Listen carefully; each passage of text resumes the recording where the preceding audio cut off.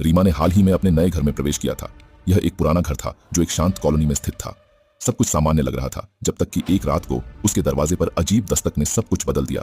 पहली बार में रीमा ने सोचा कि शायद कोई मित्र या पड़ोसी आया होगा, लेकिन जब उसने दरवाजा खोला तो वहां कोई नहीं था। वह वापस अपने कमरे में चली गई, लेकिन दस्तक फिर से हुई। इस बार वह थोड़ा डर गई थी।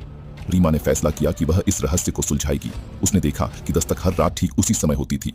उसने अपने पुराने घर के बारे में जानकारी इकट्ठा करनी शुरू की और पता चला कि यह घर कभी एक प्रसिद्ध लेखक का था जिसका अचानक निधन हो गया था। रीमा ने एक रात फैसला किया कि वह दस्तक के समय दरवाजे के पास ही इंतजार करेगी। जैसे ही दस्तक हुई, उसने दरवाजा खोल दिया और देखा कि एक पुरानी किताब उसके दरवाजे के सामने गिरी हुई थी। किताब के पन्ने पलटते ही उसे एक नोट मिला जिस पर लिखा था, मेरी कहानी को जीवित रखो। रीमा को एहसास हुआ कि लेखक की आत्मा शांति चाहती थी। उसने उस किताब को पढ़ा और उसकी कहानियों को एक ब्लॉग में प्रकाशित किया। उस रात के बाद से अजीब दस्तक कभी नहीं हुई। रीमा ने महसूस किया कि उसने न केवल एक आत्मा को शांति दी, बल्कि एक अद्भुत कहानीकार की कला को भी जीवन दिया।